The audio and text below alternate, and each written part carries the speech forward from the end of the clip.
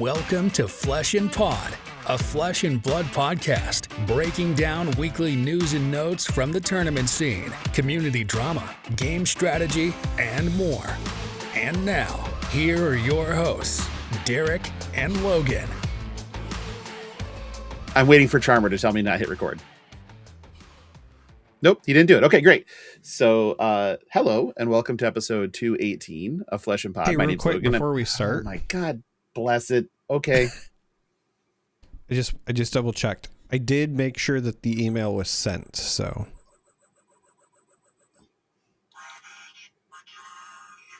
I'm just going to keep hitting that button whenever I want to.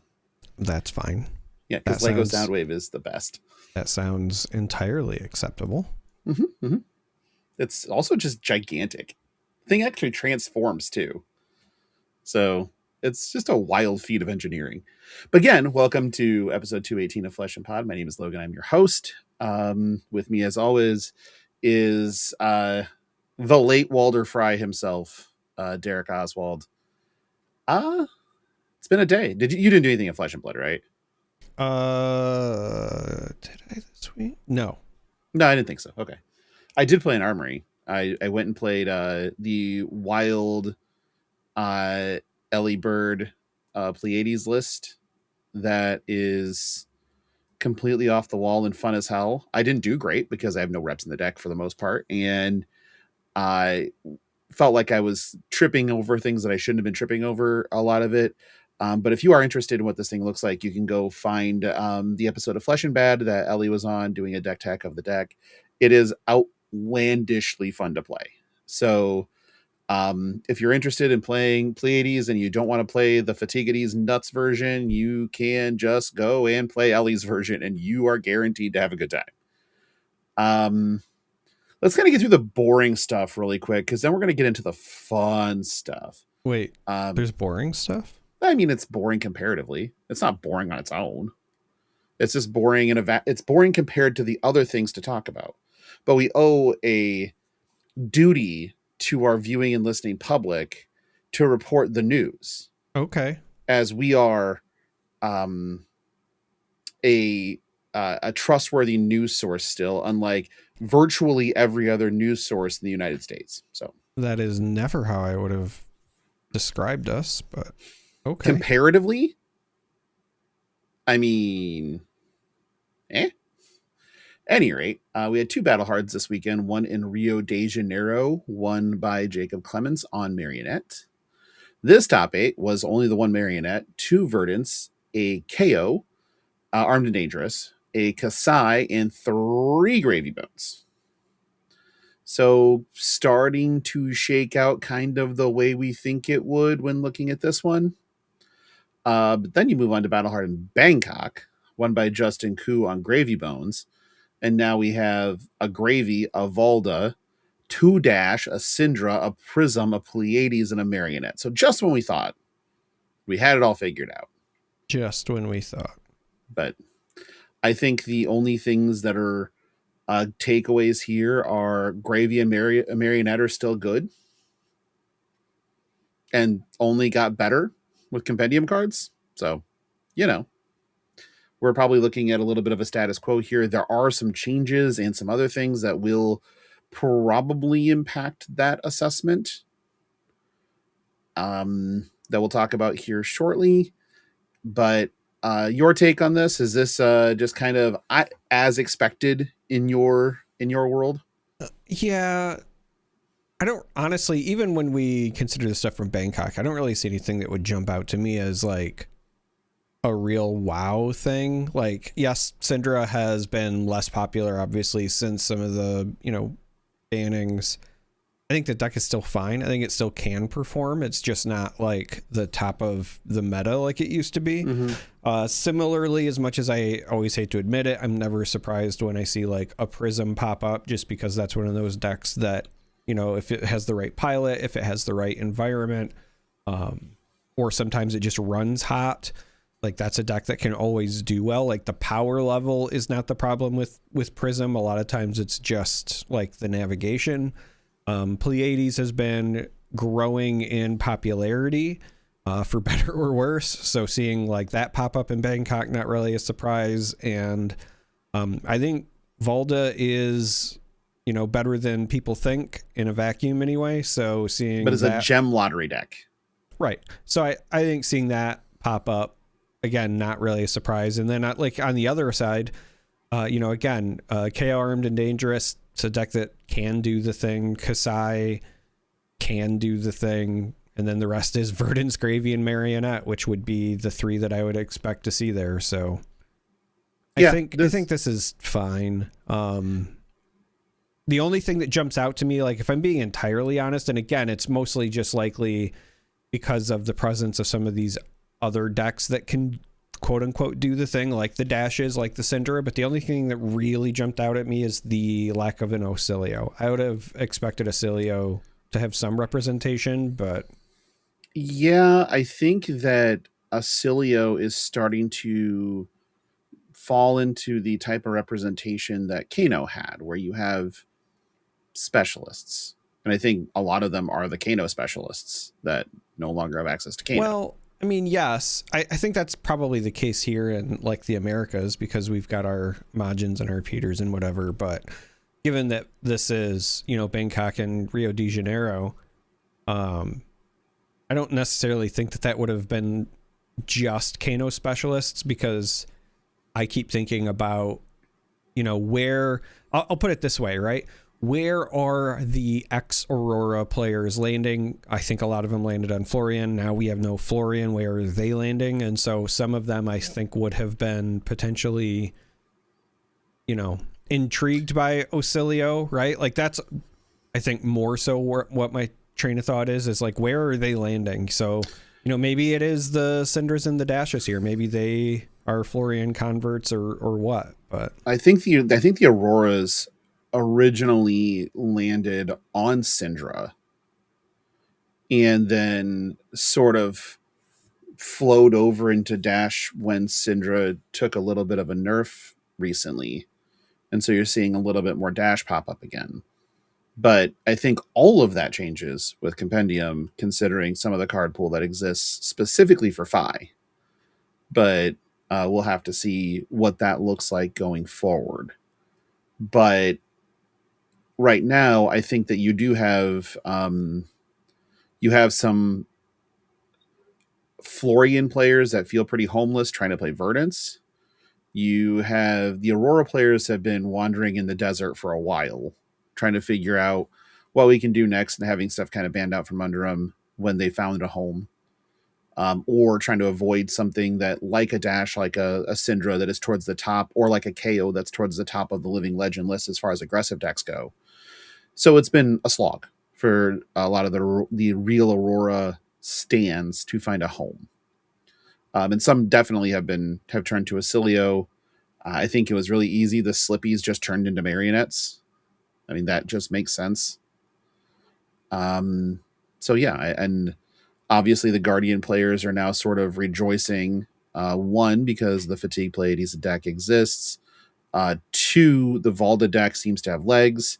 And three, rule changes and cards in Compendium. So right. Guardian's eating good, I believe, going forward. But let's kind of bounce into Silver Age and Compendium talk, because I think that's what people kind of want to hear about the most. It's sort of the forefront of everybody's minds. First up, as was expected the entire time, chain not legal in Silver Age. Wasn't going to be. Turns out the correct number of chains is 0 chains. But you look at Compendium, results from Silver Age, over the course, of when we as a community sort of forced the format into being. So you kind of look at it even from Project Blue into Silver Age, chain's been pretty dominant. And to the point that there, you'd have events that were 43% of the room was on chain, which is crazed when you think about it. So it was real obvious to me, at least, that chain wasn't going to ever make it to actual Silver Age. Yeah, I'm not surprised by this. I will say that I still also expected there to be more than just this, but maybe they just want to see how Compendium, potentially shakes things up.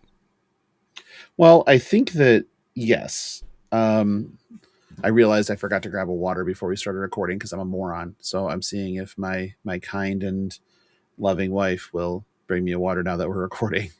But that's because I'm stupid. That's really it. But I also thought that we would see more. As soon as I saw Death Dealer in the Azalea Precon, I was like, fuck. That's definitely a card I didn't think was going to survive the first wave of curation in Silver Age, and here it is in a precon. So that feels bad. Unless it turns into you can only play. I mean, even if it turns into you can only play this if your hero is Azalea or whatever, because Lexi can abuse the hell out of it. Sure, but as it stands, I don't. I thought the Death Dealer wouldn't last. I also thought that we would have because the first round of curated like community bans don't go into place until after the ProQuest season in March. Right. So everybody that's not named Chain is in the pool. And that's also something I didn't expect. I thought that there would be a wave of community bans or something outside of just Chain to further curate the format, and they elected to kind of let it breathe for an entire season. I don't know how I feel about that, quite honestly. Yeah. Like I said, I think it's probably just that they want to see how Compendium shifts things. I mean, I will give credit where credit's due. Now that we're seeing a lot more of Compendium, I think that there is a lot of stuff that has the potential to make an impact, but also the only other thing that like makes me have pause is some of the decks that were already going to be good also just got better too. Right. So I don't know how I feel about it yet, but I mean, historically, it's so interesting, right? Because like historically, LSS has wanted to do things with a very elegant touch. And I respect that because they have never just wanted to like knee jerk react to things. I think this might be the case, but I would be shocked if we go after the season, right, when we hit that March period or whatever, if we still don't have a large number. Like I don't know why. Maybe I'm putting the improper expectations. I just expected this to be curated more frequently. Sure. Yep. But again, maybe because it's in its infancy, they are really trying to figure out like what is the issue. Like maybe what they're doing is they're going to kind of let things go and then see if they can get to the crux of why certain decks are so much better than others, and then try to hit that as a whole, a la like book burning did, right? When they took a look at the way the game was, and they were like, hey, the game is kind of built around this idea of, card tension because of the number of cards in hand, and all of these cards are basically A, negating that, and B, being mandatory in the game as a result. So they did the book burning. Okay, that makes sense. So maybe they're going to do that for Silver Age, and that's when the heavy curation will hit. So yeah, I don't know. We'll see. Yeah, I wonder if I do wonder if some of the results from Silver Age events change their course a little bit, because of things like Chain being so dominant that they're just like, okay, we got to fix a thing now. How do we do that? Right. So that's interesting, and so it might have pushed stuff back. Who knows? But as of right now, virtually everything is on the table for Silver Age. The only thing that's not is Chain. So, additionally, the end of the RTN season has come upon us. Neither of us having qualified for nationals, but what are you going to do? I played in 2 total RTNs, and one of them I'd been up for 30 some hours, and I was trying to stream it live, and I got regicided. So, and the other one I played fucking Valda. Like, what was I thinking? So yeah, missed my shots.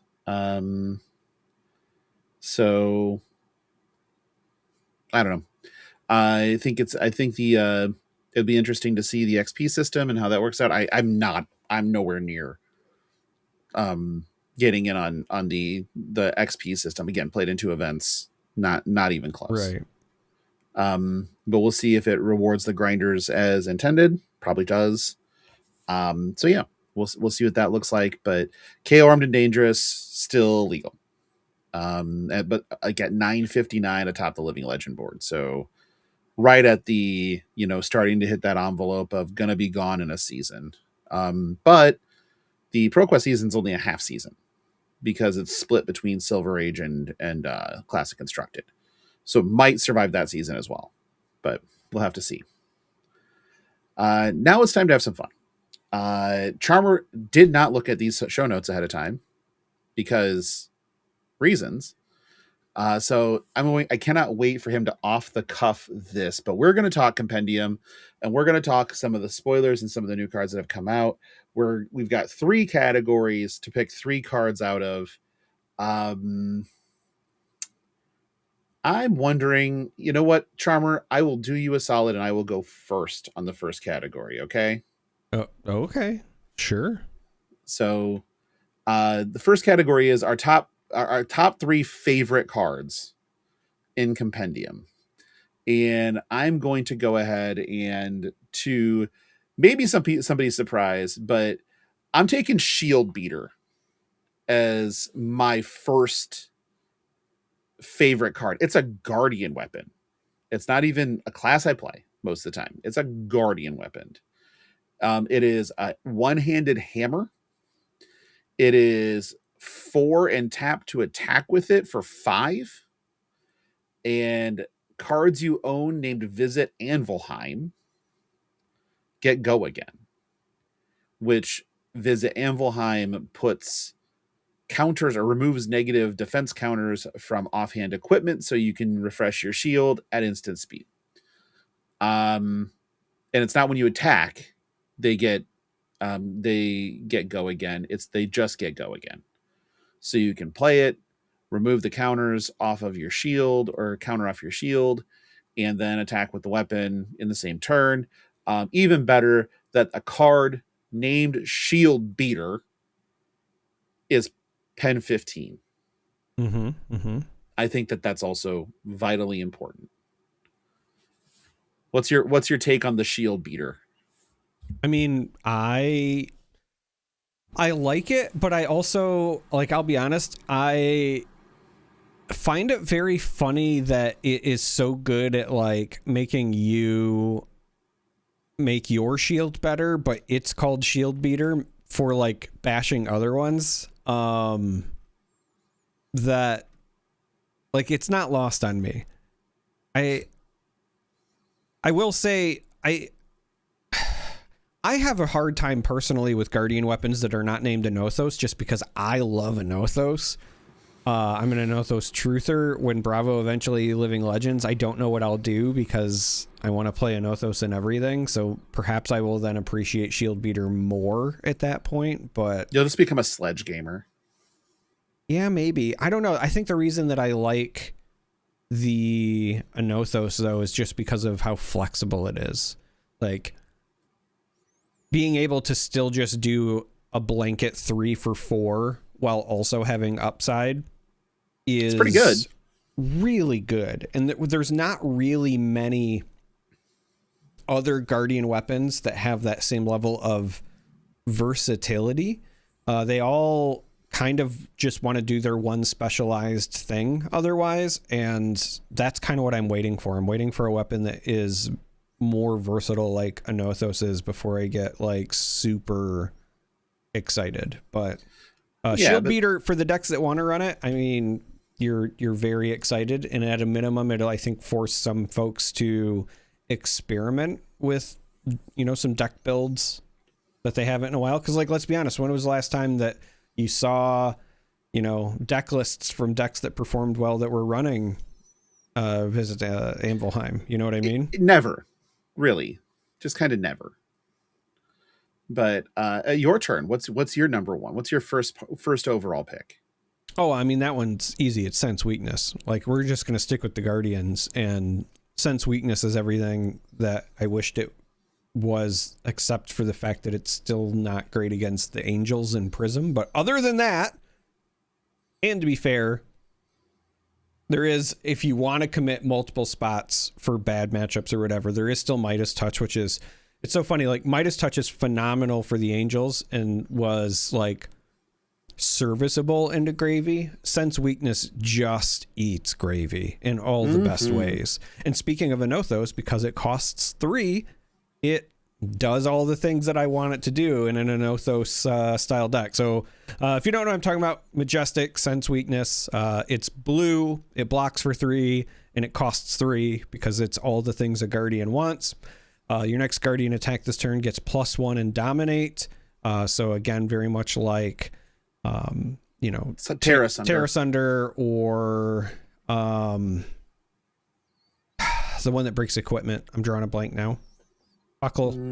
Buckle, yep. So anyway, your next Guardian attack this turn gets +1 attack and Dominate, and when this hits a hero, deal damage to all allies they control equal to the damage dealt this way. So if they have allies and you whack them in the face with Dominate, they probably don't have allies anymore. I mean, they can cover 7. It's when you make 11. Well, yeah. That makes it a little much. So yeah, and what's great is, like, because this is 3, so again, talking about like the Anothos gamer plays or whatever, right? I would 100% in certain matchups get rid of a pummel and be totally fine with not getting the discard if I can just like chew through a bunch of allies, right? Yeah. So, yep. You know, you pitch a blue to Sense Weakness, you pitch another blue to send your Anothos, that's 3 cards. You know, if you've got your pummel in the arsenal, that last card just pays for the pummel, and then you do the thing, right? And also, like, yes, they can cover 7, but let's be honest, like, they can't cover 7 consistently, right? And that's assuming that they have cards that have block values on them. Sometimes they get called out. Sometimes they don't. So I'm just very excited to have a tool, like, just in general. Yeah, I got water. It happened. It happened. Okay, now it can be not parched. That'll be awesome. But the first time I saw this, I was like, oh, huh. I'm a Kasai player. Shit. Well, the only reason that I don't necessarily mention it as much in Kasai, like, I think that the neat thing about this card is, like, in a lot of the Guardian things, unless you are very Clash focused, because that's the only real drawback. If you're Clash focused or whatever, then you run the risk. But otherwise, when you're looking at something like this, you can play it pretty comfortably, leave it in, and then, like, if you have the opening, you can do it. It's just Kasai has so much armor and whatever available that Kasai's far more likely to cover it than, say, like a Gravy is. Yeah, but this also put them in their place for however many, you know, on hit, you know, kill all your allies, make you discard your hand and draw new cards, blah, blah, blah. So it does a lot of swinging. That's for sure. It does the thing. That's for sure. Does the damn thing. Second on my list is actually Swordmaster's Shine. I love this card. I was waiting for something that would make me go, okay, Hala makes a lot of sense all of a sudden. And this one is right up there on the list. It is a 3-cost red warrior attack reaction that blocks 3 because it's a warrior card. This costs 1 less for each +1 counter on swords you control, so total swords. Target weapon attack gets +5. Like, that's big, especially if it can be for 1 or 0. Yeah, that's a biggin. Me gusta. And again, it's really important that these block 3 for a warrior. Like, if this blocked 2, you'd almost just not play it. But it needs, like, because warrior needs that baseline to continually compete, because usually their cards are underwhelming. But when you can get this thing to be a 1 for 5 or a 0 for 5, it's going to do some work. And I think that that's probably going to be in the holodeck. There might be some version of a Kasai that can do this. It is sword only, so all your decimator fucks can go away. But and also the dagger stands can also leave the chat. But this is, I think that this is actually a player for being good, and things like Oath of Steel and your cut and carves and your other stuff that sharpen all just make this card better and better and better and better. So I think that this is actually something that makes me think that they want Hala to be a real deck, which is nice, honestly. I mean, I already told you I'm actually kind of excited to maybe try out Hala. Well, that's because of Scott Steiner, though. Yeah, I love Steiner math. Right. What's your next? Well, it's funny you mentioned that, because now we're going to stay in Warrior. It's the other. Also, for my general picks, I'm going with everything that is majestic or more, just because since we have in the show notes the thing Silver for Age Sage, category. Yeah. I'll talk about those there. So for me, it's Blunton, because I've said before, and I will keep saying it, my favorite thing to do in this game, period, is make my opponent discard cards. It's why I love Guardian. It's why I play Assassin, right? Those are my 2 go-to classes, because they are the most consistent ones that let me either pick a card from your hand or just make you discard cards, right? So Blunton, this is a warrior block card. It pitches for a yellow. It does only have 2 block, but... No, it doesn't. It has way more than 2 block. But when this defends a weapon attack, the attacking hero discards a card. So obviously... No, can I do the thing? Yeah. Kadachi for 1, Dynamos. Kadachi for 2, Blunton. Yeah. So what I was about to say is, this card is like the that all you got on steroids for warriors. It is not a card that you're going to want for every matchup, because not every hero is very weapon centric. Like, it doesn't help you against Gravy. It's not going to help you against a lot of things, but in the matchups where it is good, it's really damn good. Certainly good against ninjas, could potentially be good against even stuff like Guardian, where if they are in a position, a lot of times if they have to block out, they're either on, like, you pitch a blue to swing with your Guardian and you want to arsenal the other card. Just denying the arsenal is, like, annoying as hell. Cards are Rune Blades. A lot of times, they are ending with their weapon attack. So unless you're denying the arsenal, it's a little harder, but you can sometimes, depending on their play style, weave things in if you need to. But the one that really jumped out to me as well was Assassin, right? Because there's a lot of times where they kind of want to lead off with a dagger if they're on any sort of flick knives, because they want to be able to get that value and then be able to flick later if necessary.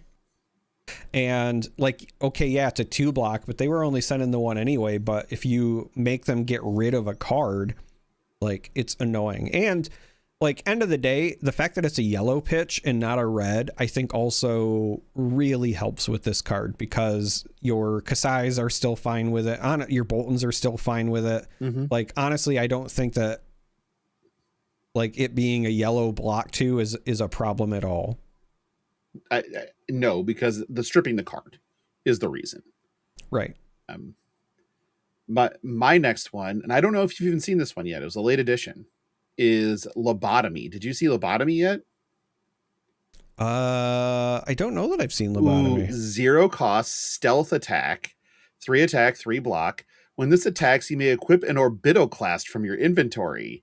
When this hits a hero, if you control an Orbitoclast, they lose all hero card abilities during their next action phase. I have not seen that. Is that even on February? Nope. It hit the spoiler channel while I was waiting for you to log in. And I'm like, I am adjusting my picks. This thing's fucking crazed. Yeah, I mean, that's gas. Yeah. Because Jesus Christ. Huh. Well. All right. I guess. Oh, yeah. Oh, and the art's great, too. Oh, the art is fantastic. It didn't make my art picks, but I tried to keep 9 separate cards, like 9 different cards. Yeah. But it definitely is in the realm of possibilities. But I saw this and I was like, oh, daddy, this is good. I mean, I like this a lot. I love equip shenanigans. I love everything about this.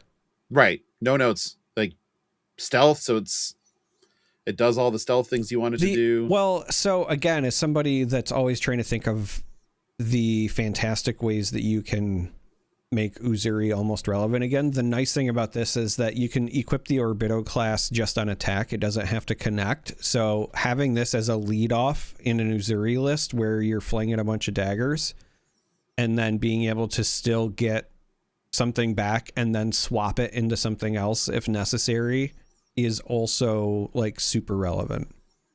Yeah, there's nothing about this card that I don't like. So yeah, I like this a lot. This is really good. And theoretically, now the hard part is, how many Orbitoclasts do you play in your inventory? Because do you want to try to max value of 3 copies and it's taking 3 slots and stuff like that? It's probably still just 1. Right. Because if you're in a situation where you've had to fling your Orbitoclast 3 times and that's also not counting like equipping graphenes and whatever, then you're already in a strange game. But also doesn't matter which assassin you're running, you likely have some level of retrieve as well. So like getting an Orbitoclast from the inventory and then flicking it later, you'll still have ways to get it back if you do want to turn on the on hit. So I don't know. Also, it's meta dependent. I mean, there could be a meta someday where like maybe the answer is 2 because you just want Orbitoclast. But so what's your third? What's your number 3? So my number 3, I joked about it in our Discord, but I'm gonna stick with it anyway. It's Channel the Skybreaker because someday we'll get an Adult Terra, and that's what I want to play this card in is Adult Terra. It's so cool. It's just a cool card. So Channel the Skybreaker is a 2-cost yellow pitch 3 block earth action aura. So just like all the other channel cards, you kind of know where this is going. It's got go again. When it enters the arena and at the beginning of your action phase, create 2 might tokens. 2 might. 2 might. 4 if you're Florian. 4 if you're Florian. Also, if you were doing 3, like 3 if you're Florian. If you're doing like weird spellbound creepers stuff, like on their turn, you could like flash this in at the end of their turn so that you get 4 like right out of the gate. Would only be 3. It's only +1, right? On Florian's ability for Florian, but I just mean like you would. Well, okay. Oh. So if you're doing like spellbound creepers, like weird shenanigans, and you're doing that as an instant, like at the end of their turn,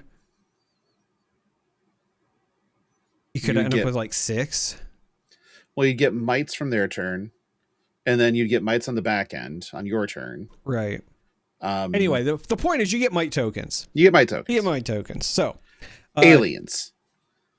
Channel the Skybreaker. When it enters and at the beginning of your action phase, you get 2 might tokens, and then has Channel Earth of all the channel effects, right? Beginning your end phase, you put a flow counter on it and then destroy it unless you put an Earth card from your pitch zone on the bottom of your deck for each flow counter on it. But the reason that I like it is specifically because it's might tokens, and again, someday we'll get an Adult Terra. I can't wait to play this with Terra. It does everything that Terra wants. It's kind of sad that this is a Majestic and I can't just play it in Silver Age Terra, but it's a good thing.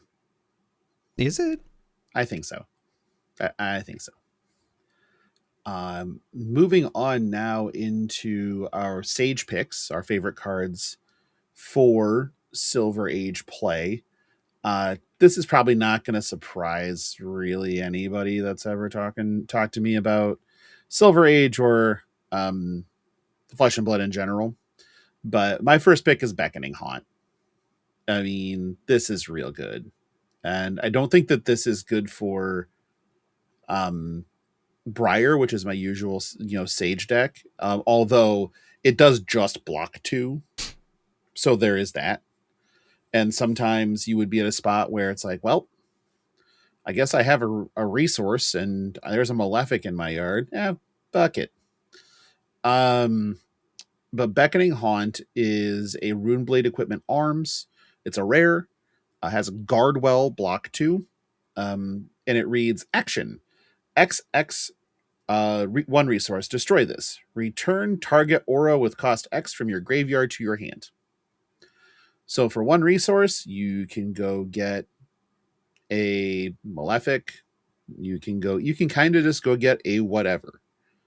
And it'll do the thing. So big fan of this. I think it's a Viserai card ultimately. More types of auras and stuff that Viserai wants to work with. But even just the block 2 is fantastic. An unconditional block 2 is fantastic. So big fan of this one.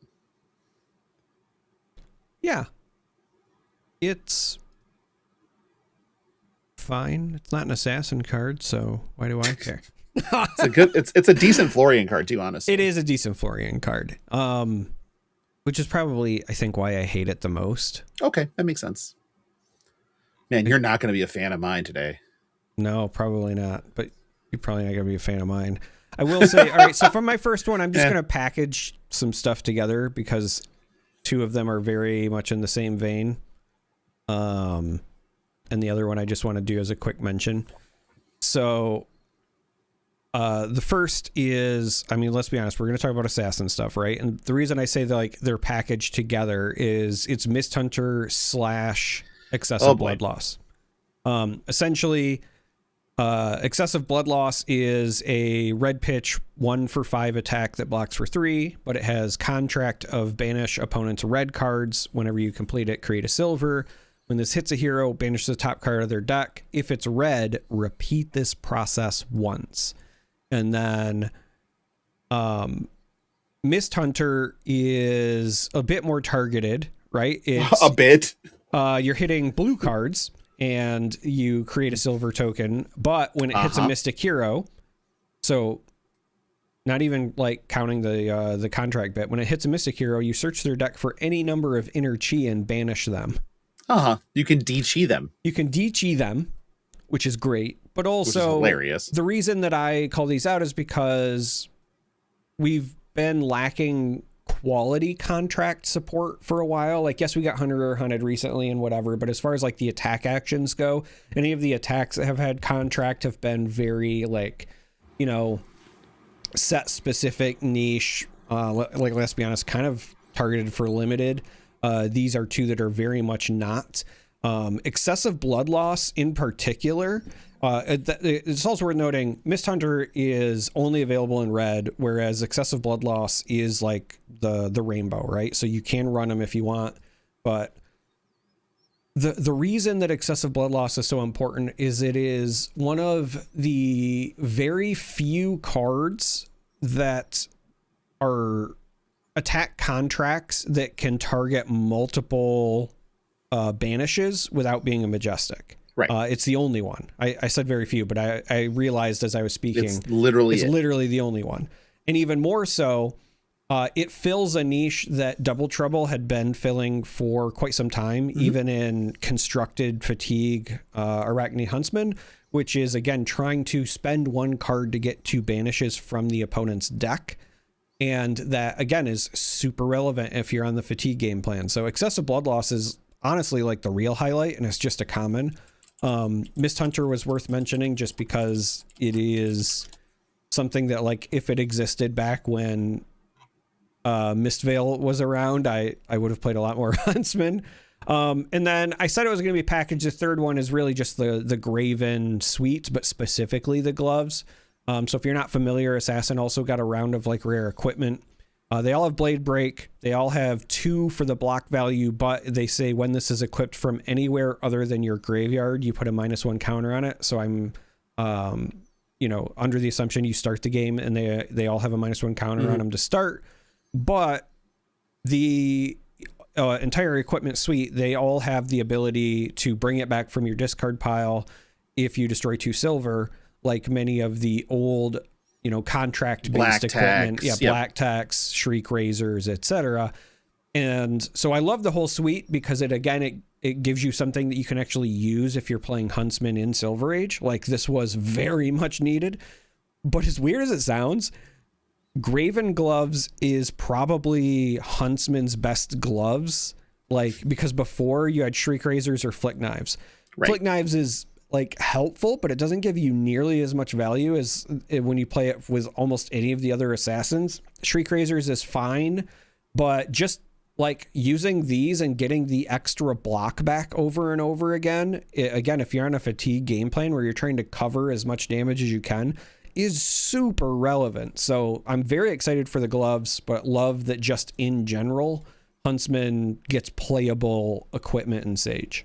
Yeah, a little love. Just a little love. That's all we're looking for. Just a little love. My next one is a Chorus of Rotwood.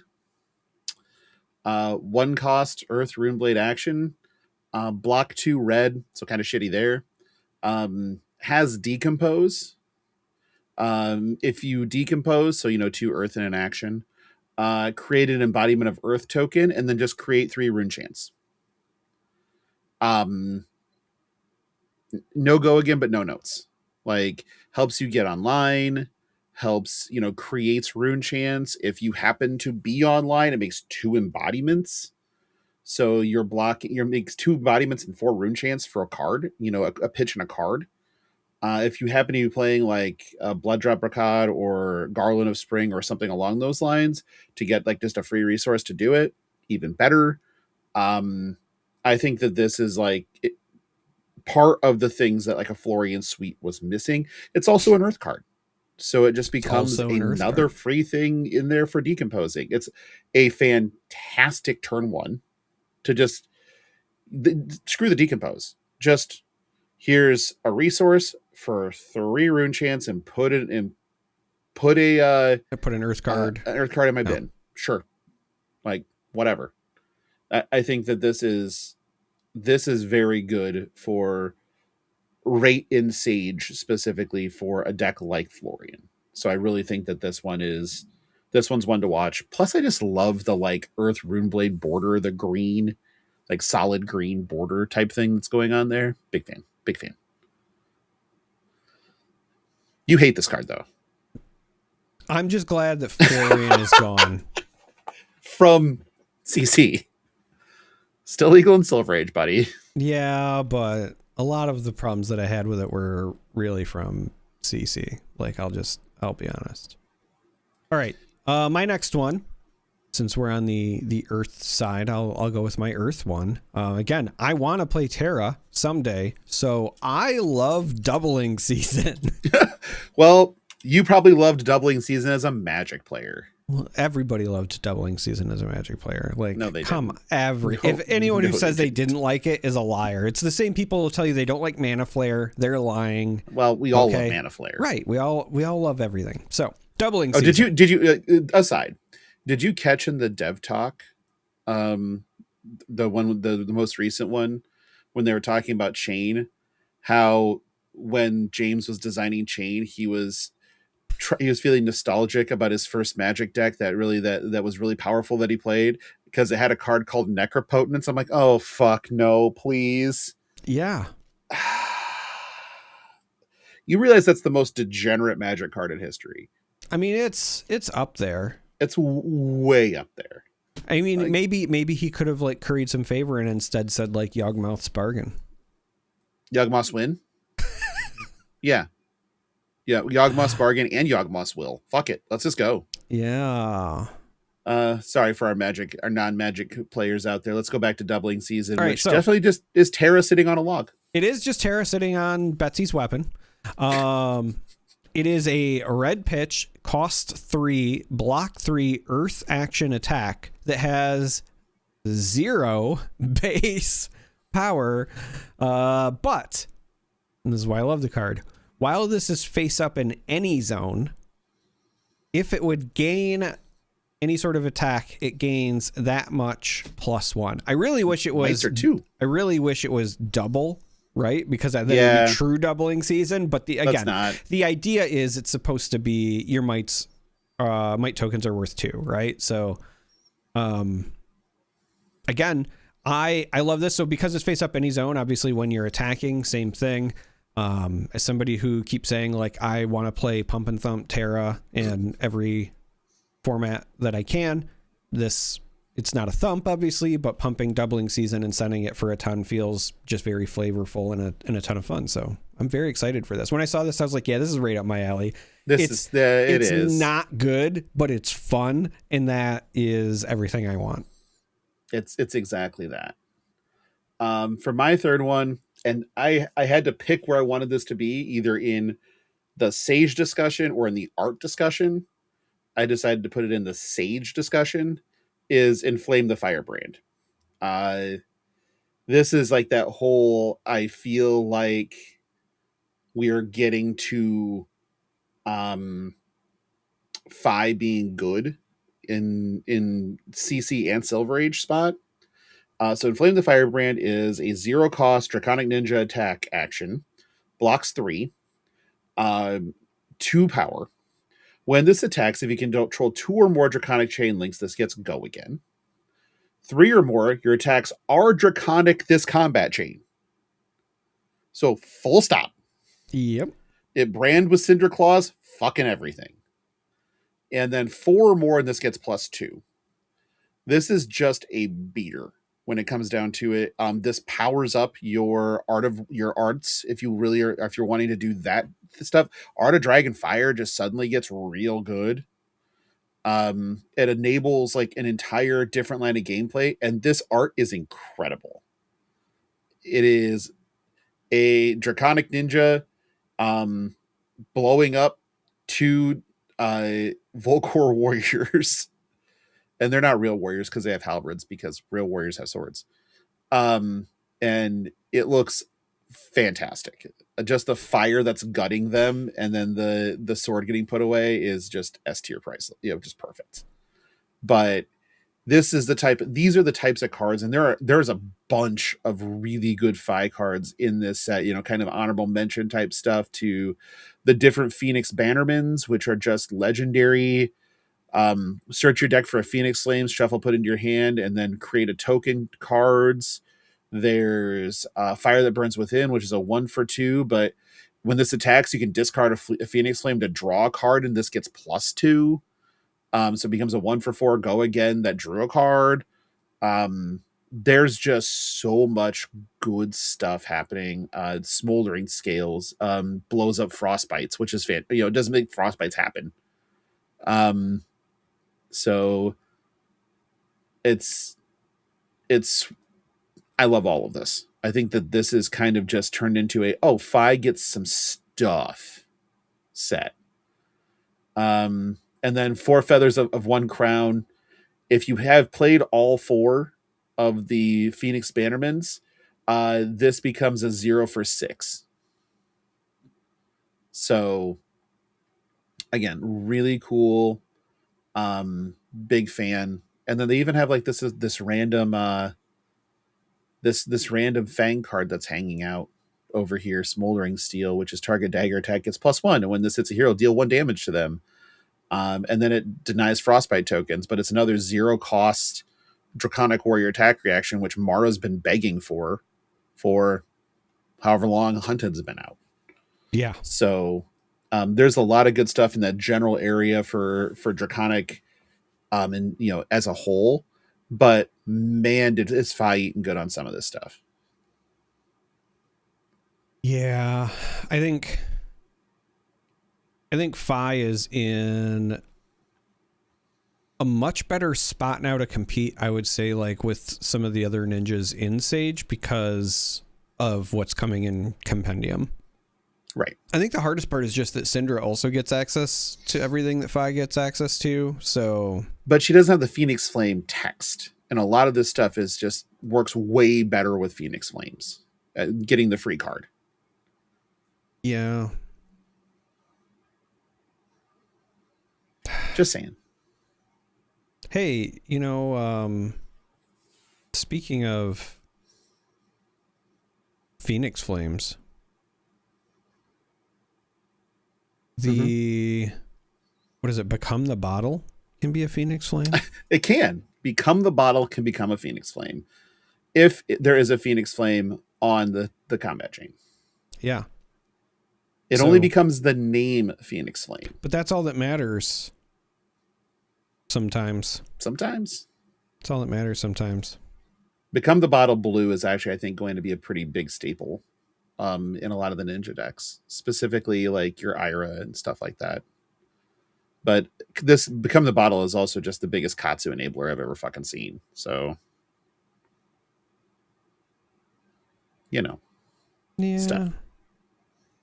All right. Thankfully, so they had the common sense or the good sense to ban Bonds of Ancestry in all colors in Silver Age. I was going to save this like maybe for art, but I don't think it's going to end up like making the cut on the art side. So I'm just going to put it in my Sage spot. Rend Flesh. First, let me just say the reason. Magic card. Yeah. So the reason that I love the art is because I'm a big sucker for anything that like is an action shot. Like you see it and you understand like what is happening in terms of like the action. It's probably just because I grew up reading so many comic books, right? So like there are in comics what I like to consider like pose shots where like even though it'll be dialogue, it's still like for whatever reason the artist draws people like posing or whatever, and it always feels weird. And then sometimes you even get that when it's supposed to be like while you know there's action going on. So I'm a big fan of anything that's like a good quality action shot. Rend Flesh is that. Oh yeah, 100%. But it's also it's a 0 cost blue pitch block 3 warrior action. Until end of turn, whenever a sword you control hits, you may remove a +1 counter from it, but if you do, they lose 2 health. So it's a blue block 3, which is a pretty good floor that, depending on like game state, has the potential to say like, oh, by the way, this weapon is threatening, you know, essentially each +1 counter is you know, threatening 2 instead of 1. Because like, let's be honest, you're not swinging just like once with weapons that have the counters on it, right? Whether you're playing Hala, whether you're playing Dorinthia. Ideally, no. So you're going to have multiple shots to get this trigger. It also is one of those things where you can do it as a bluff. Like I'm a big fan of anything in the game that allows you to either like bluff or force your opponent to do something they didn't want to do, right? So if you're in a situation where, you know, even if it's a Dawnblade with like 1 counter on it, if the rest of your hand's kind of garbage and you can feign having some attack reactions, then like you toss this out first and hopefully force them to, you know, cover stuff. I don't know. Respect it at least. Yeah, respect it. So I'm a fan. I like it. I like it a lot. I think it's really good. It's time for art. You ready for this shit? Because there are some bangers in this set.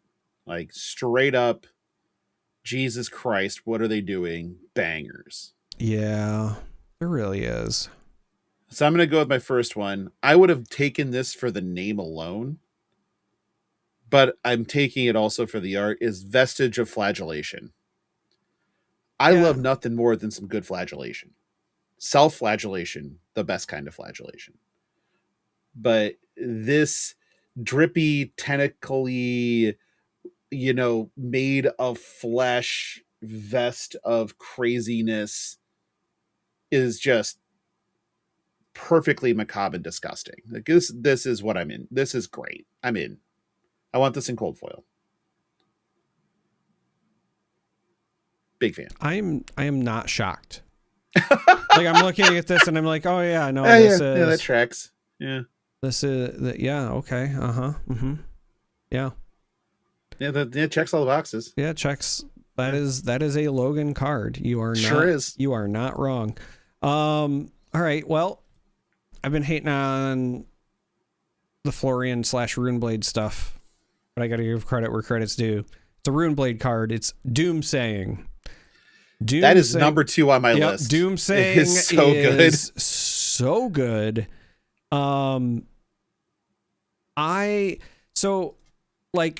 I love that it's not just like spooky for the sake of spooky in like the traditional sense. Whatever, like they almost remind me of like a carrion crawler or something, whatever these like purple things are that are like manifesting.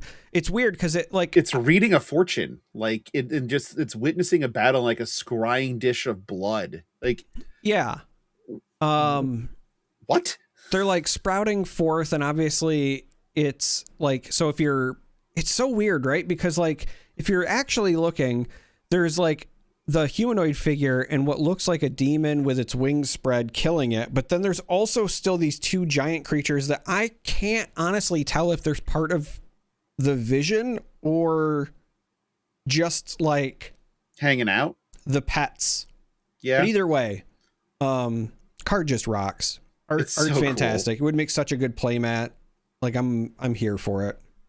Yeah, that was number 2 on my list. I'll find a new third, but Jesus, when I saw that, I'm like, yeah, this is what I'm looking for. Like, this is the thing. No notes. So we'll go to my number 3 really quick, which is going to be Descend into Madness. All right. Okay. That was my number 3, but good news, I have a backup. Yeah, I have a backup too, so we're good. But Jesus, Descend into Madness is just beautifully fucking crazed. And you know how much I love crazed shit. And this is a stairwell or something of just like into an abyss of like it looks like something out of Dante. Yeah. And it reminds me a little bit of the card, a combination of the cards,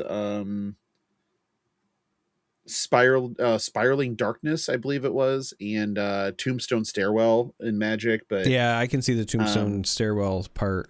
It's Spinning Darkness, I think was it. And I looked at it and I'm just like, oh God, this is the person like the straitjacket sitting at the top, like clearly just crazed. People hanging off of the stairs.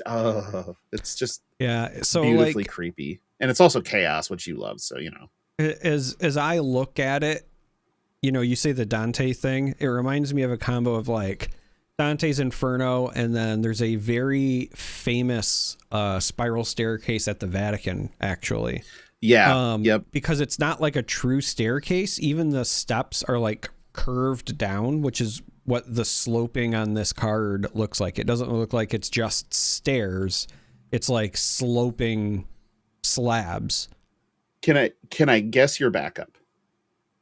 You can guess it, but I bet you will not get what my backup is. I'm guessing Tome of Pandemonium. No.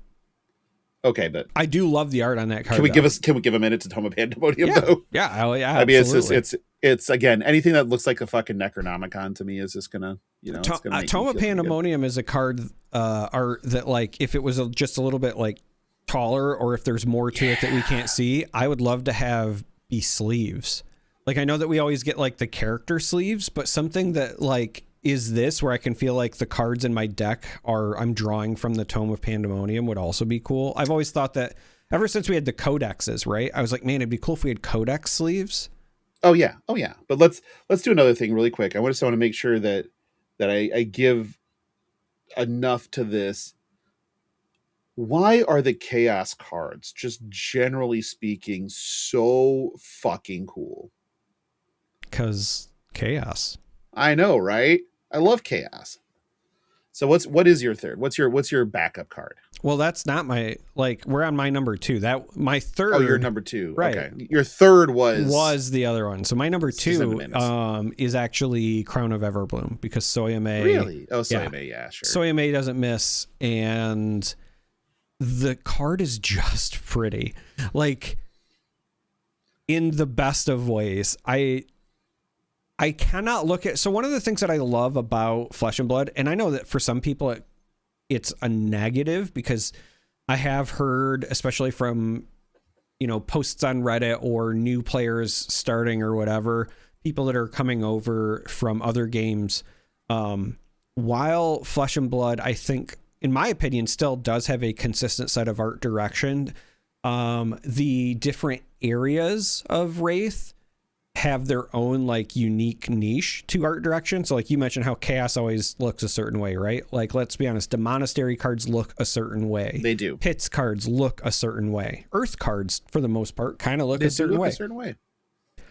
This, like, when I look at this, like, this is like a quintessential, like, this is a high fantasy Earth card. Yeah. Just full stop. That makes sense. It does. This is something out of Conan, you know, early. Yeah, sure. Or honestly, what I think one of the reasons that I really like it, I was just about to say, what it reminds me of is like Galadriel's. When we started to get those like oil painting artist renditions in the like early 80s of Lord of the Rings stuff. Yeah. It really reminds me of that. Cate Blanchett would be wearing this. Sure. Yeah. Right. Makes sense. Arwen, whoever. Yeah. I had 2 options that I really liked, but you just brought up a crown, so I'm not going to go to my crown option. Instead, I'm going to go to one of the most batshit cards I think we've ever seen art-wise in all of Flesh and Blood, and that's hyperinflation. What the fuck is even happening here, and why do I love it? I said in our Discord, I love hyperinflation, and then somebody said... That was me. That's weird out of context. Yeah. But it's like a plague doctor chucking money at people while standing on a pile of gold, and a crow's picking at something, and a person is covering their ears to not be deafened. It's just fucked. And the best part of it is the flavor text of "We shall inoculate the world against the disease of complacency, the doctrine of la apocalypta." It's like, what the fuck is that? I love it because it does look like a fever dream, but also because, like, yes, it's a plague doctor, but I can't tell if it's supposed to be tentacles but my headcanon is it's a mustache coming from the plague doctor's thing, because it's got like the weird handlebars. Why not? It's a chaos card, so of course it's fantastic. You know, that's me gusta. Love this thing. What's your backup third? All right, so my backup, kind of same vein as of Crown, but you may not know this about me. I'm a sucker for like a good witch hat. A good witch hat. Yeah. All right. There's, you know, much the same way that the other thing kind of tickled my nostalgia for like old high fantasy stuff. Sure. I love the art on Voltic Veil. Like, I'm not normally a wizard person, but when I look at Voltic Veil, like, it's everything I want in a witch, and I love that because it's like it's supposed to protect you, but it could potentially sting you with the lightning bond. It's jellyfish. I love everything about the art of this card because it's just right. Like, from an art direction standpoint, from like a whimsicality standpoint,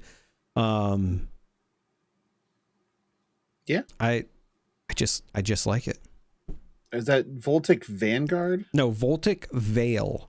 It's an elemental wizard instant, and it's a red head and a witch's hat. I don't know. I've seen. I feel like I could convince Sophie to cosplay as this, actually. Oh yeah, 100%. I'd not looked at this card. Huh. This is also just randomly good as a card.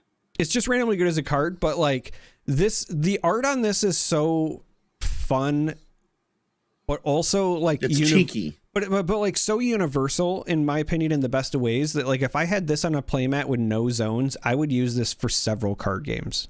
Does that make sense? Yeah, it does. It does have kind of that general appeal. But that's why when you were like, I bet I can guess your backup, I was like, dude, there's no way in hell you're guessing my backup. Yeah. So I will say this, the artist YDZ has not done a ton in Flesh and Blood, but if you have it up on February and you click on it, the 3 cards that they have done are all bangers. Okay. So the other 2 are Light of the Leaves, Douse in Rune Blood, and Tooth of the Dragon. Oh, okay. Those are both really good. Yeah. Like, I mean, again, we're talking about fab art, and most of the time people are going hard. Like Douse in Rune Blood is also fantastic. Also a shout out to the Necromancer equipment, the Carrying Crown, the Mournful Casket, and the Reach Beyond the Grave, and the Scuttletoes all look incredible. One just looks like it's Hela from Marvel, her crown. Yeah, I'm big fan of that. But yeah, ultimate, and then also just Embalm. Like, Embalm is unreal. Like, the card is unreal. And then just the idea of this art. This would be another one where if I had like the original of this, if it was a painting, I'd hang it on a wall, right? So absolutely perfect. I mean, if we're going to talk about like other fun stuff, like as honorable mentions, I also just love the art for all 3 of the, I don't know what to call them other than the trap chest pieces for Ranger. Mm-hmm. The Ranger, the concealed. Yeah. Those are, they're really good. The thing for Inertia, Frailty, and Blood Rot. They all just look really good. Fair enough. Moving on, as we're already, an hour and 7 into this, rules updates. So these are kind of important, actually very important. So first one, attacking with allies now makes you the attacking hero. So a good example of this would be, let's say you are attacking with a Gravy Bones ally, and you're attacking into a Jarl who has a Stalagmite as a shield, and they block your ally attack. Now you will get a Frostbite when you used to not. So that is a pretty big change. It does impact several interactions. Well, my big takeaway, so like, yes, you're right with the Jarl, but like my big takeaway was like, oh, Riptide might be playable now. Riptide is insanely playable because the traps do trigger on allies. Yeah, like before that was a 0% matchup just went to not a 0% matchup right. Real fast. So that's a big one. But in general, that's a big change. Subsequently, if your ally is attacked, you are the defending hero.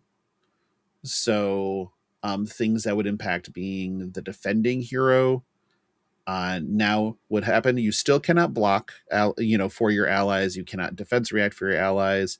But, things like defending hero, does X would still impact you. Right. So like Reckless Swing as that's attacking hero again. Defending hero, they have examples on the mothership, and I'm just getting tired. I was just thinking to myself, there was one that I remember being like, oh yeah, that's actually relevant. Yeah, that matters a ton. Things like Exude Confidence, where now if you attack into Exude Confidence into an ally and then give it go again so you can continue the chain, Exude Confidence's text is in play. This is why it was mattering for me. There's a ton of assassin stuff specifically that, like, if the defending hero is marked, for example. Yep. Or honestly, you know what? I don't know why I didn't think of this sooner. Hold on, let me look this up. Hummel doesn't work. Oh, okay. No, I was thinking of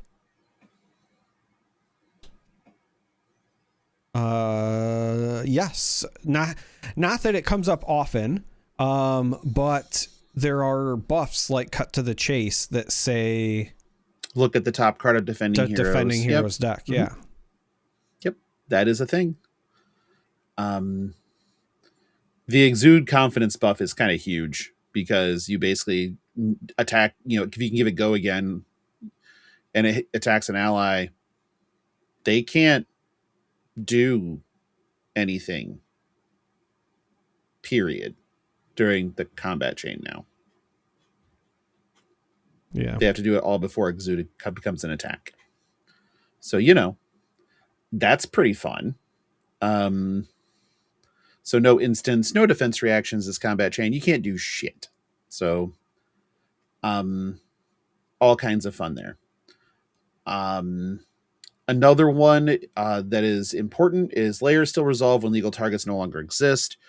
The best way I can think of to describe this or consider it is if there's legal targets when the card is played, it will still resolve to the best of its ability. So if there's two conditions on a card, one of them is do a thing and the next one is go again, go again would resolve. Even if the target is no longer there. This does not affect Spectra. So, and anything where the combat chain needs to go through the entire step of a chain link, that does not affect it. Like, so you can't attack Spectra and the link still attack something with Spectra and the link still resolves. That isn't how it works. But like, let's say you meld a Vaporize Shock and the target for Vaporize is suddenly gone. You would still resolve the shock side of it. It wouldn't just fizzle the card. Stuff like that. Make sense? Yes. Okay. I think that was all the rules changes, but they are significant. They do make a ton of change and interplay to decks that exist and are popular in the metagame. So big changes, quite honestly. And a lot of people, I think they were, falsely decrying the death of Gravy Bones with this. I don't think that's a thing. But why did the spoiler channel light up? Okay, there we go. People are just typing. That's fine. Next, we're going to remind everybody of the Nerd Rage Path to the Pro Tour event on it's the weekend of March 13th through 15th. The Path to the Pro Tour event is a Silver Age, effectively a hidden, a secret battle hardened is the best way to think of it, because it's a 5K tournament with 2 PTIs to the top and a gold foil to the winner. That is March 14th with a Classic Constructed Pro Quest on March 15th. So you get a nice little double up. The link to the event is in the show notes. If you go look at Energy Events, and we will be there, allegedly. Do not take Charmer at face value until you actually see his face. Correct. Don't do that one. But I will be there, at the very least. I'll likely be there. But likely. But again, we just want to make sure that we're getting the word out there, mainly because we want these types of events to continue happening when there are little lulls in the seasons, and we will actually have more and more and more stuff to talk about as time goes on with that exact frame of mind. But as you know, we should be trying to support any way we can. And shout out to Nerd Rage for going ahead and stepping in and putting not just dipping a toe in, like diving into the deep end of running these events full steam ahead. So thanks to Norman and the guys. And we'll, like I said, we'll be there and we'll keep talking about it. And I hope to see you there. It's time to have some listener questions. We got a couple here. You ready? I am very ready. First one's from Black Card Lover. What's everyone's favorite and least favorite classes and why? Well, you want to start with least favorite? Sure. Fuck illusionists. Illusionists can burn. Fuck them. Just fuck them. Hate it. Hate it. And it's... I can't even say it's all Spectra's fault, but a lot of it is Spectra's fault. So mine's less Spectra and more just ALS. No, because like even when we have to do less of those with New Prism, or when we had Dromai and I didn't have to like worry about it as much, or when we had Enigma,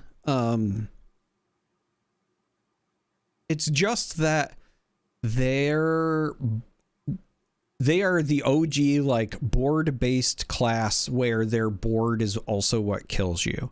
It's so True. funny because they're not the only board-based class.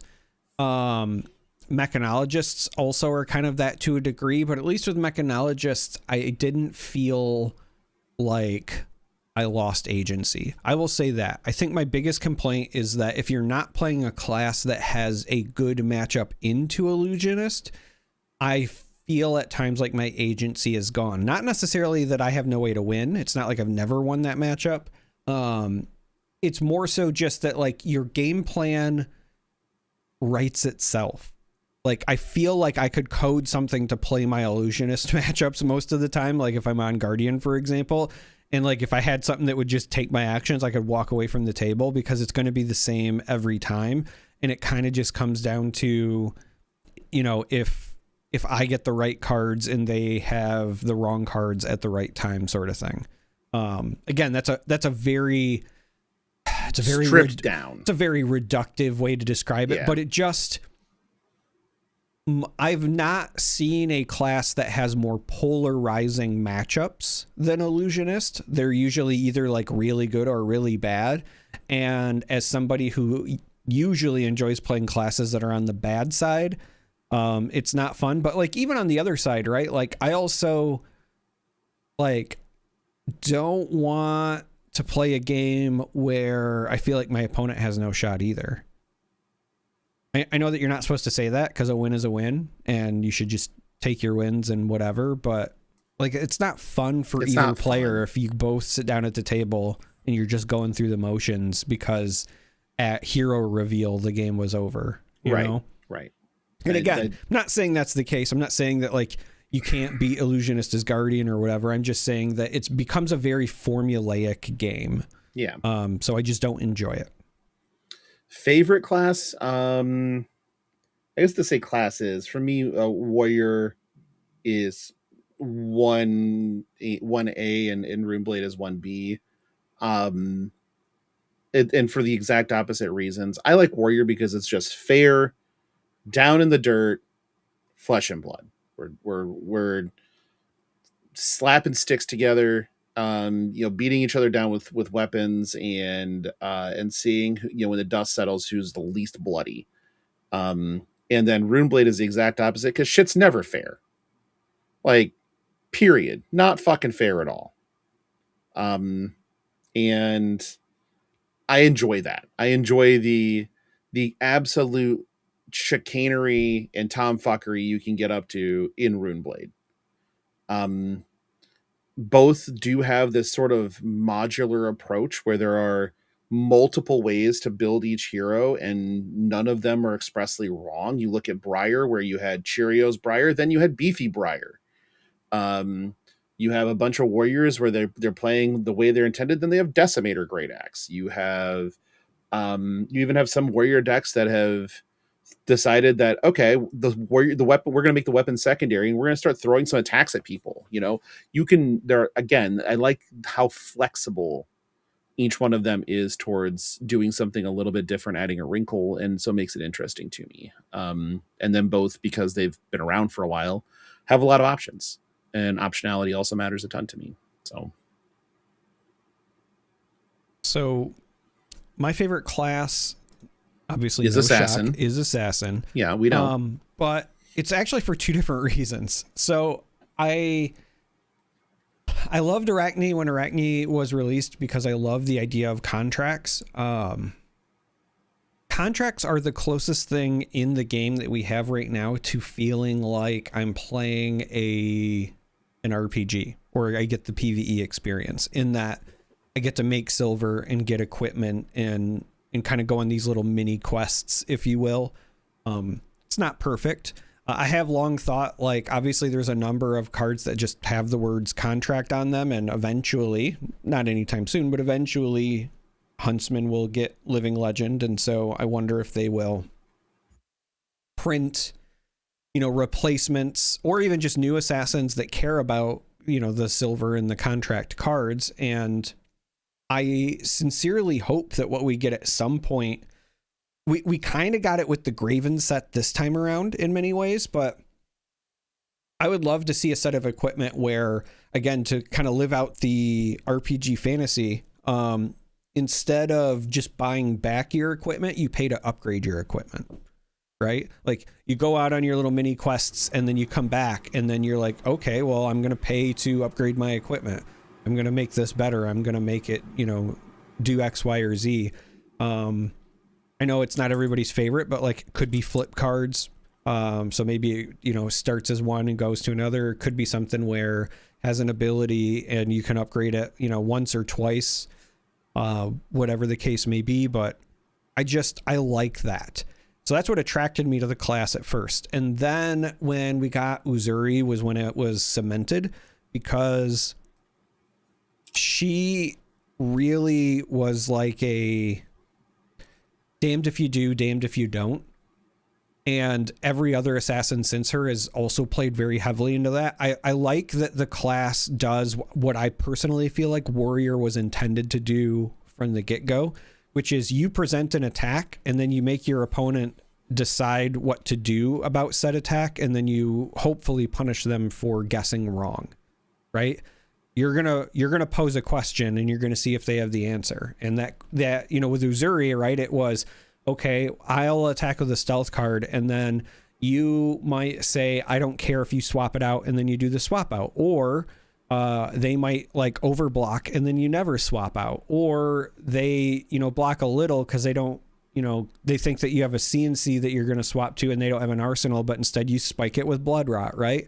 And you see that, you see that with, a number of the assassin class designs afterwards. Some of them more egregious than others, right?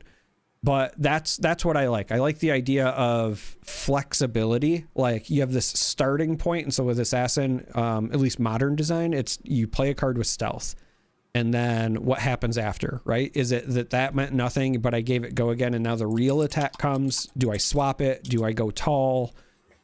Whatever. Like, that's what I like. Yeah, I think that's.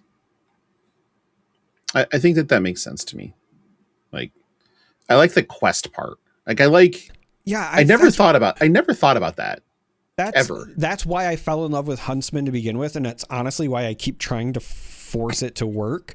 Because it is. It's like you go on a quest and you get your money, and then you get like, new gear or to get your gear back or whatever. And so that's why I was like, man, I really want like.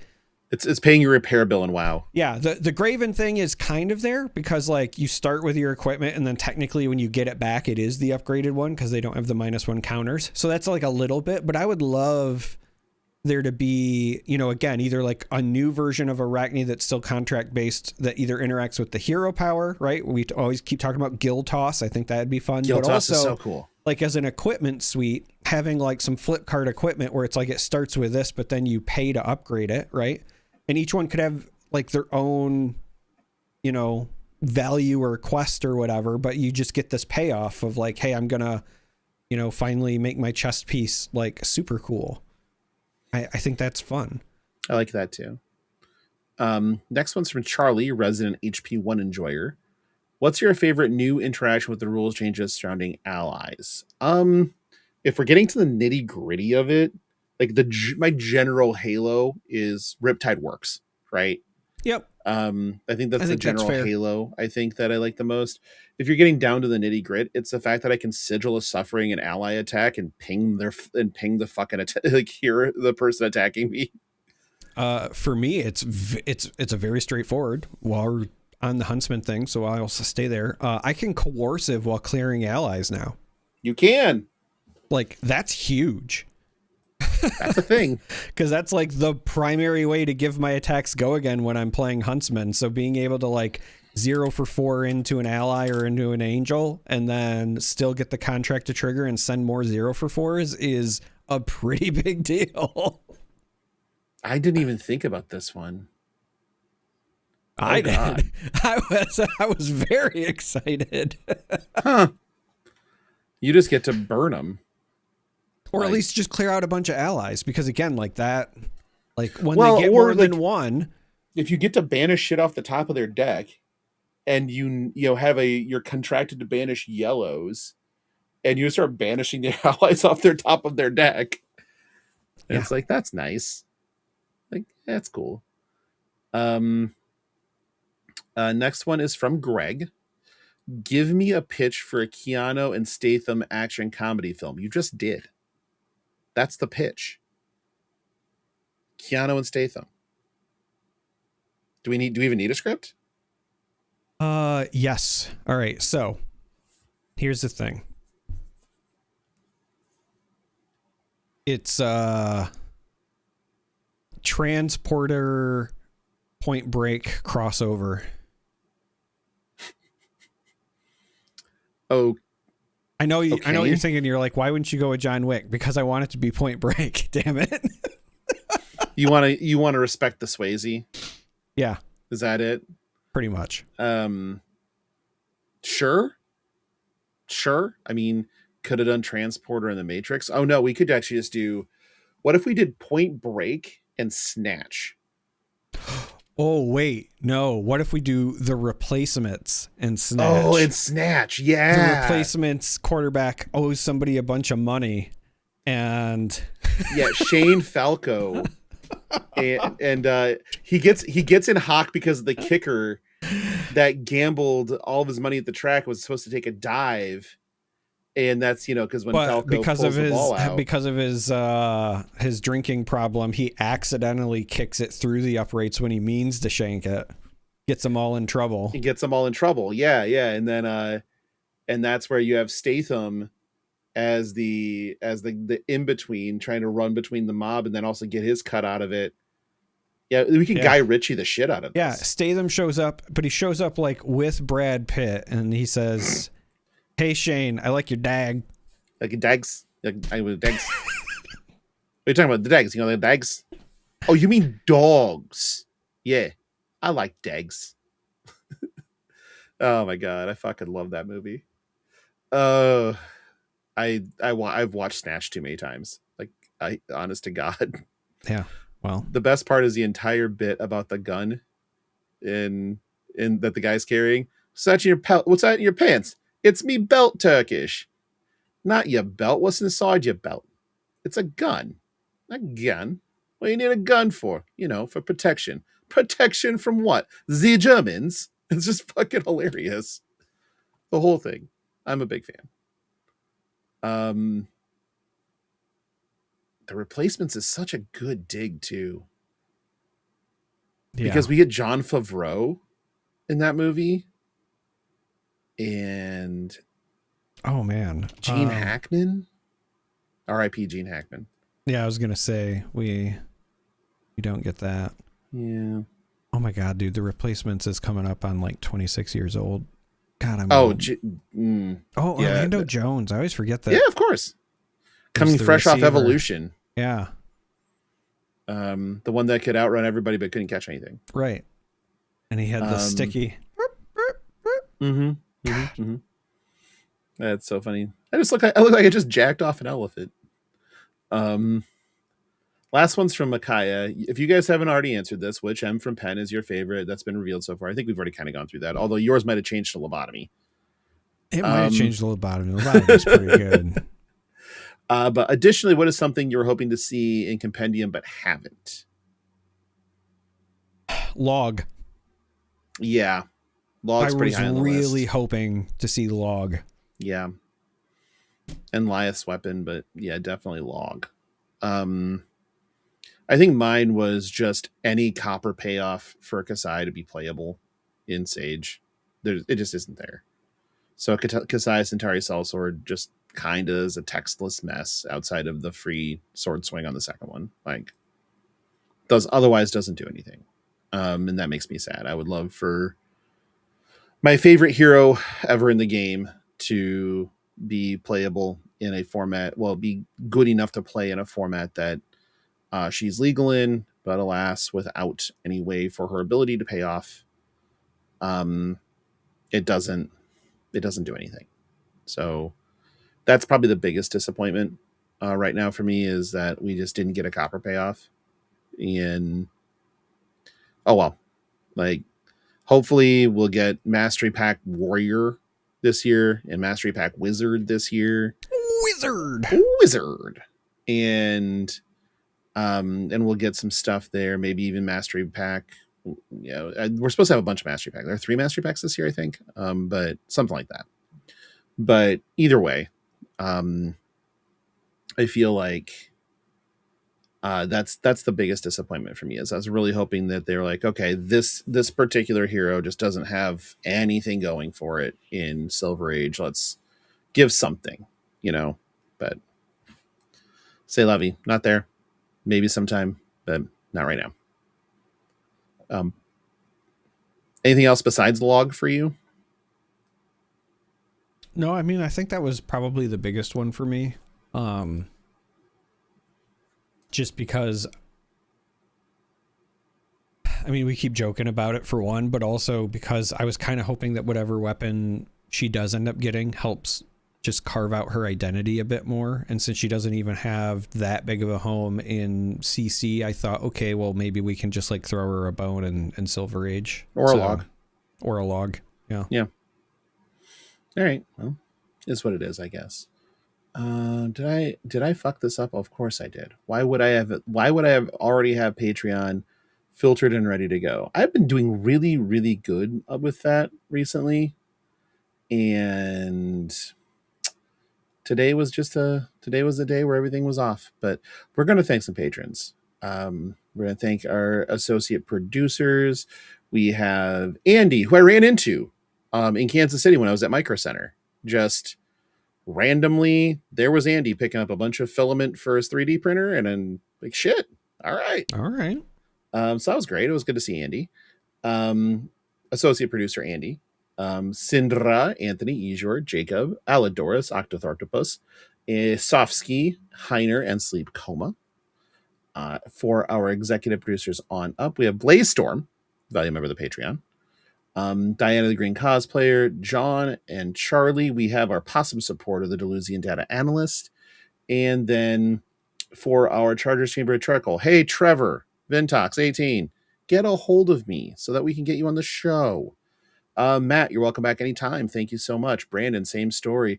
Dorte, Dahama, I think you're actually eligible for another run back. Rich, you've been eligible forever. You're welcome on the show whenever you want to come on. Even if it's just talking baseball, when people just be pissed off because we just decided to talk baseball for an entire, show. But, or wrestling. If you didn't watch the Royal Rumble, don't feel bad. Kind of wasn't worth your time. Yeah, I mean, I felt like there were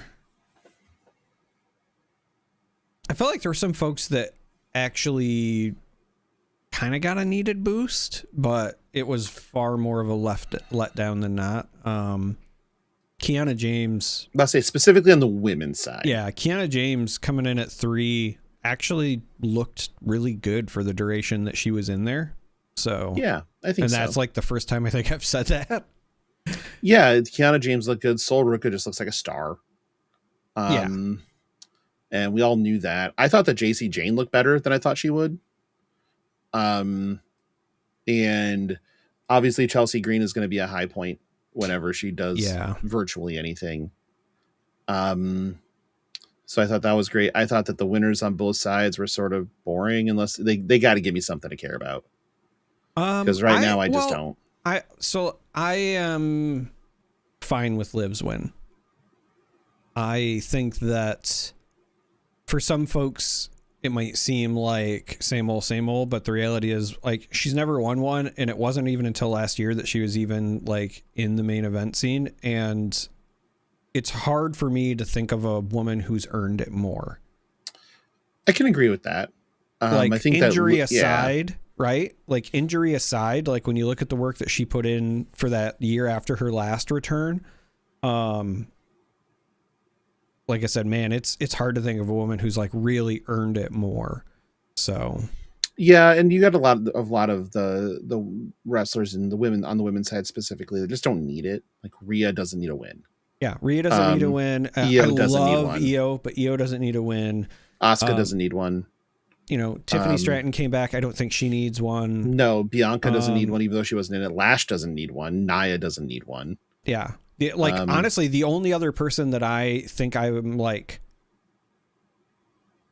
okay with like needing one that whatever, like Chelsea, I'd love a Chelsea Royal Rumble win. I'll just say it. Like, I think Chelsea needs to win Money in the Bank. I mean, yeah, I don't disagree. I think it's got to be that or the Rumble. Whenever she finally gets her shot, I think both of those are the right way to do it for different reasons. But yeah, I want to see her in that spot eventually, because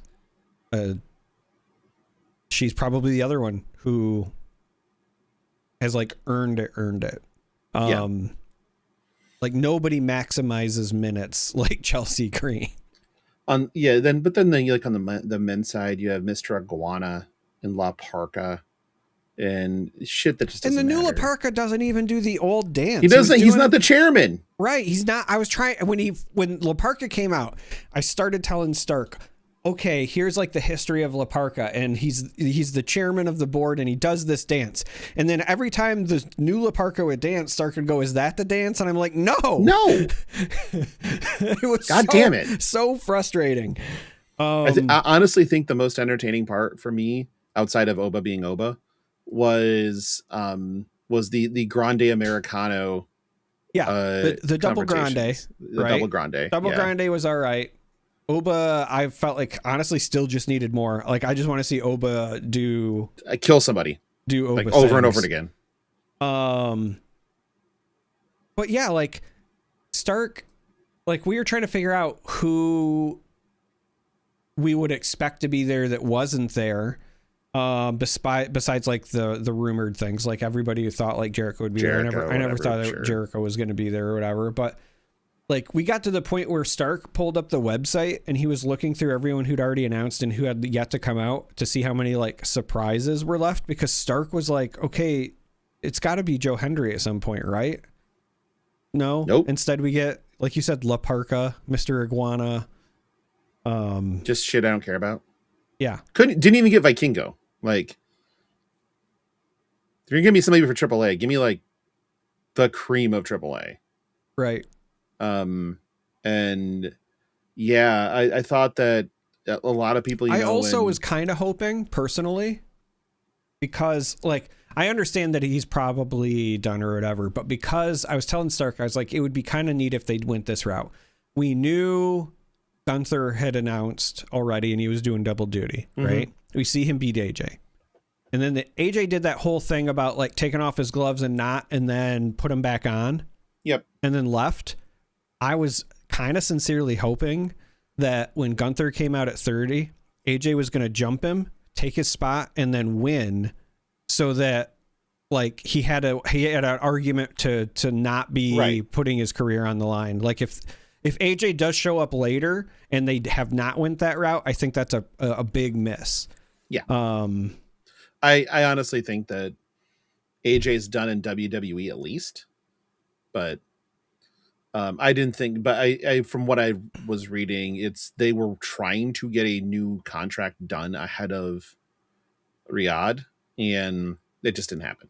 Yeah. So, but by the way, if you are interested in becoming a patron of Flesh and Pod and witnessing these conversations on a regular basis, I guess, you can go to patreon.com/fleshandpod, links in the show notes, pick a fucking tier. I don't really care. But at any rate, for me, like they made Javon look great. Yeah. He was the Iron Man. on the men's side. Sol Ruka was the Iron Woman on the women's side. I thought that was great. Oba, they did not book Oba to look weak ever. I really wish they would have given some more time to Oba versus Brock. Yeah. But because that's like, I mean, Oba's just Brock if Brock had charisma and better skills.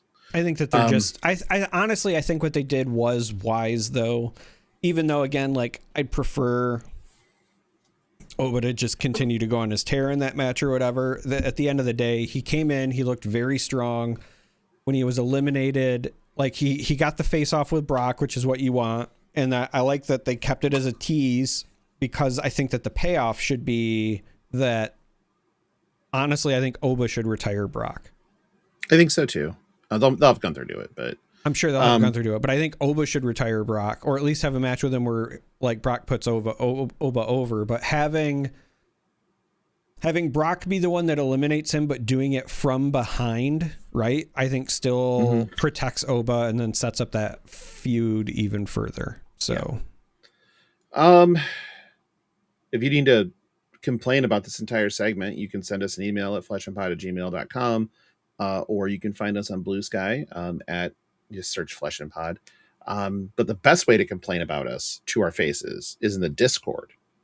Links in the show notes. You can just come in and say, I hate when you guys talk about wrestling for 10 minutes. And we'll be like, yes, you do. I mean, and we will not change our behavior this time. And we won't change our behavior whatsoever. But you know, it is what it is. But you should definitely join the Discord. It is free.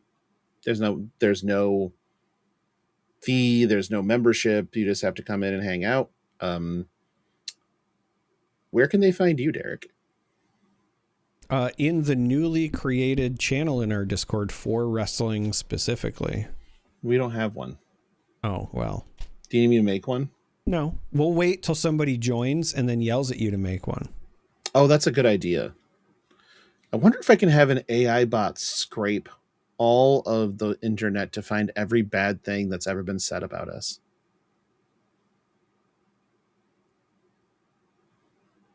Probably. I don't know. Any rate, so I think that's just called the internet. I think it is. There would be a very long list. Maybe I'll do that to create like just an episode of us reading out loud all the bad things people have said. Oh, it's like the read the thing on tweets. Yeah, read mean tweets. But as per always, thank you everybody for listening, and we will be here next week for 219, I guess. Bye.